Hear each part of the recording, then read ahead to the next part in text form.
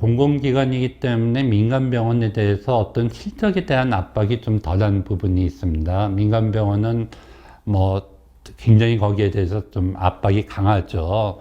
그래서 그런 면에서는 공공병원을 좀 더 선호하고 싶은데, 그런 그 반면에 불리한 점은 그 당직 의사라던가 레지던트라던가 이런 게 없기 때문에 드레싱도 직접 해야 되고 이런 문제들이 있기 때문에, 그런 부분에서는 장기적으로는 좀 의협에서 그 전문 간호사제라든가 이런 걸 통해서 너무 간호사 활동에 대해서 무조건 반대만 하지 말고 PA라든가 이런 걸 조금 활성화시키는 논의도 같이 병행되면 훨씬 공공병원의 그 인력난에 도움이 되지 않을까 하는 생각을 해봅니다. 뭐 저희는 약간 민간에 빠져 있으니까 그런 것들을 할 수가 있는 어떤 선택의 폭이 있는데, 공공의료원에서는 예를 들어서 예를 들어 법인카드라든가 어렵죠. 뭐 차량 지원이라든가 뭐 이런 것들이 사실 쉽지는 않은 규정에 따라서 저희는 기타 공공기관이거든요. 그래서 저희는 정부의 통제를 명확하게 받고 있고요. 복지부 산하기관이고 수시로 뭐 각종 감사와 그런 것의 대상이 명확히 되고 있는 기관입니다. 공공기관들이 다 그렇습니다. 저희 의료원을 포함해서, 지방의료원 포함해서 저희는 그건 자율성이 없습니다. 그런 것들만 좀 해결할 수 있는 뭐가 있다면, 왜냐하면 이게 경쟁력이 떨어지는 거거든요. 결국은요. 사람 그러니까 인력을 리크루트하는 것도 사실은 경쟁력인데, 어떤 플렉서블하지 못하는 그런 것들 때문에 그러니까 이제 그런 것들은 앞으로 그런 것들을 좀 고민을 별도로 혜택을 줄 방법은 없습니다. 예. 공공의료기관은 그렇습니다. 사실 국립중앙의료원은 예전에 아산 삼성 시절 전에는 최고 어떤 대학병원이라고 다 같이 생각했던 시절이 있었고, 근데 국립암센터도 공립인데 거기는 아직도 그 되지 않습니까, 그게?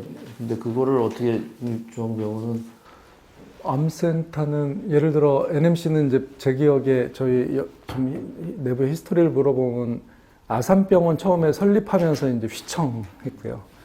그게 80년대 말이죠. 그리고 90년 전후. 그 다음에 삼성의료원 95년 전후에 또 한 번 휘청하면서 그 다음에는 거의 내리막길을 걸은 게 NMC거든요. 인력 유출과 이제 그러면서 피드백이 안 되면서 사실은 이제 거의 내리막길을 걸어서 이제 한 20년간 거의 내리막으로 오다가 최근 들어 이제 어떻게든 코로나 뭐 전후해가지고 또 대외적인 어필이 좀 많이 되고 새로 병원 짓는 게 되면서 지금 조금 올라가고 있는. 그러니까 지금 공공의대가 문제가 아니고 사실은 어떻게 국립의료원을 활성화를 시켜주면 그걸 하는데, 그래서 저 얘기했던 것들이 이제 그 상급종합병원을 어떻게 국립의료원이 할 수 있냐 했는데 다 부정적으로 얘기하는 게 인력이 좀 문제 있어. 그게 이제 뭐가 먼저냐의 문제입니다. 그러니까 이제 왜 못하냐라고 시작하면은 끝까지 못하는 건데요. 왜 못하냐? 잘하면 도와줄게. 이거는 진짜 근데 도와줘서 잘하게 만들어주는 게 사실은 그동안 못했던 일인데 그걸 해야 되는 거거든요. 그래서 지금 저희 고민이 저희들의 이제 바깥 시선이 혁신해라 이제 이런 요구를 굉장히 많이 받고 있어요. 근데 혁신하려고 보니까 65년 된 건물에 이제 증축은 못하고 인력과 관련된 급여는 실링이 돼 있어서 손댈 수가 없고, 그러면 이제 어떻게 혁신하느냐는 거죠. 사실은 뭔가 자율성, 혁신할 수 있는 뭔가 지원을 기본적으로는 해줘야 혁신할 텐데, 이제 그러면서 계속 못한다라고 하는 걸로 이제 일종의 블레임을 좀 하고 있는 거잖아요. 공공기관들이 사실 이런 어찌 보면 악순환의 트랩에 빠져 있는 상황이거든요. 그래서 공공의료기관 전체에게 이제 그걸 요구하는 것보다는 계기를 만들어주는 건 굉장히 중요합니다. 그게 예를 들어서 병상 규모가 너무 작아요. 공공의료기관 전체가요. 평균으로 치면 200병상이 안 될 겁니다. 35개 지방의료원 만약에 보면요. 그래서 실제로 우리 보건정책연구원 전문가들의 이야기는 300에서 500병상 지역에 따라서 조금 어려운 지역은 뭐 300병상이라도 아니면 할 수 있다면 500병상은 돼야 적어도 어느 정도는 자체 완결적 진료 능력을 확보할 수가 있는 거고, 그래야 이렇게 혁신할 수 있는 터닝 포인트를 만들 수 있다고 보는 거거든요. NMC도 그런 의미, 저희가 500병상인데요, 대충. 지금 역사적으로 저희가 보면은 이제 그 트랩에 빠져 있습니다. 그래서 저희 혁신하라는 얘기를 계속 듣고 있는데 어떤 면에서는 뭐 저희 책임 스스로의 내부에서도 그래 우리가 더 못했던 책임이 있다라고 하지만 또 그만큼의 억울함에 대한 문제제기도 굉장히 있죠.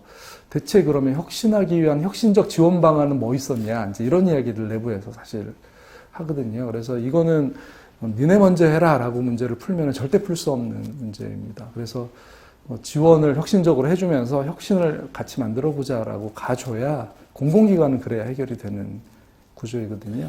시니어 의사제라고 해서 이제 이거는 65세 이상으로 대학에서 정년을 하신 선생님들도 이제 시니어 의사로서 좀 활동을 더 여력이 계신 분들을 인력 풀을 좀 만들어서 아직은 특히 이제 그런 교수로서 또는 의사로서 그런 역량을 더 발휘할 수 있는 분들 경우 인력 풀을 좀 만들고 그럼 의사회에서 그 인력 풀을 만들고 또 우리 이쪽에서는 이제 NMC를 통해서 각 지방의료원이나 병원들이 의사가 필요로 한 수요 조사를 해가지고 여기를 좀 매칭하는 사업.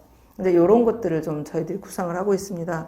그래서 이 부분은 작년에 저희가 좀 제도적으로 좀 예산을 좀 따가지고 해보려고 했는데 그 초기 그 본 예산에 좀 반영을 못 해가지고 증액 예산으로 좀 올랐다가 좀 실패했기 때문에 올해 이제 예산 없이 시작을 했습니다. 그래서 일단 NMC가 좀 적극적으로 나서주고 의사회에서도 인력 풀이 있으니까 거기를 좀 시도를 해보면서 한번 진행을 해보려고 하고요. 내년에는 본격적으로 좀 예산을 더 태워서 시니어 의사들이 공공병원에서 좀 남은 그런 기량들을 좀 발휘할 수 있도록 한번 제도적으로 좀 마련해 볼까 합니다.